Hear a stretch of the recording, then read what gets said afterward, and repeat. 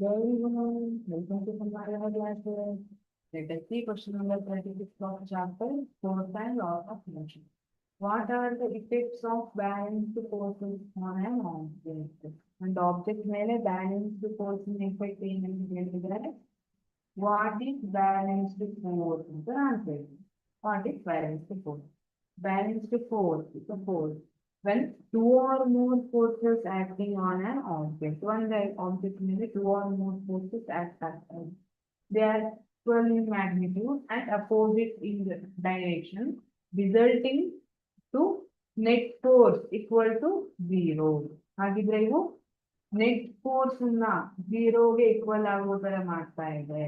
Magnitude equal ಇರುತ್ತೆ, direction opposite ಇರುತ್ತೆ, resulting in net force equal to zero. Net force ನ ಝೀರೋಗೆ equal ಆಗೋ ತರ ಮಾಡ್ತಾ ಇದೆ. ಅದನ್ನ ಬ್ಯಾಲೆನ್ಸ್ಡ್ ಫೋರ್ಸ್ ಅಂತ ಕರಿತೀವಿ. ಹಾಗಿದ್ರೆ ಬ್ಯಾಲೆನ್ಸ್ಡ್ ಫೋರ್ಸ್ ಇಫೆಕ್ಟ್ಸ್ ಏನೇನು? They may change only the shape or size of the object. ಯಾವಾಗಲೂ ಬ್ಯಾಲೆನ್ಸ್ಡ್ ಫೋರ್ಸ್ ಏನಿದೆ, they may change only the shape or size of the object ಅಂತ ಹೇಳ್ತೀವಿ. Imagine you are having balloon. Balloon ಅನ್ನ ಇಟ್ಕೊಳ್ಳಿ, ಆ ಕಡೆ ಈ ಕಡೆ ನೀವು ಪ್ರೆಸ್ ಮಾಡಕ್ ಸ್ಟಾರ್ಟ್ ಮಾಡಿ. ನಾವು ಬಲೂನ್ ಬಲೂನ್ ಶೇಪ್ ನೋಡಿ ಮಾಡಬೇಡ್ರಿ. ಬಲೂನ್ ಇದೆ, ಈಗ ಈ ಕಡೆಯಿಂದ ಪ್ರೆಸ್ ಮಾಡಕ್ಕೆ ಸ್ಟಾರ್ಟ್ ಮಾಡಿ. ಎರಡೂ ಕಡೆಯಿಂದ ಈ ಕಡೆಯಿಂದನೂ ಈಕ್ವಲ್ ಫೋರ್ಸ್ ಅನ್ನ ಅಪ್ಲೈ ಮಾಡಿ. ಅವಾಗ ಫೋರ್ಸ್ ಮ್ಯಾಗ್ನಿಟ್ಯೂಡ್ ಈಕ್ವಲ್ ಆಯ್ತು, but they are in opposite direction.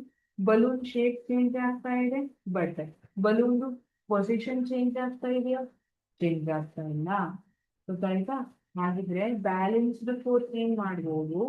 Only shape are the size of the object ಅನ್ನ ಚೇಂಜ್ ಮಾಡ್ಬೋದು, ಬಟ್ ಪೊಸಿಷನ್ ಅನ್ನ ಚೇಂಜ್ ಮಾಡಕ್ ಆಗಲ್ಲ.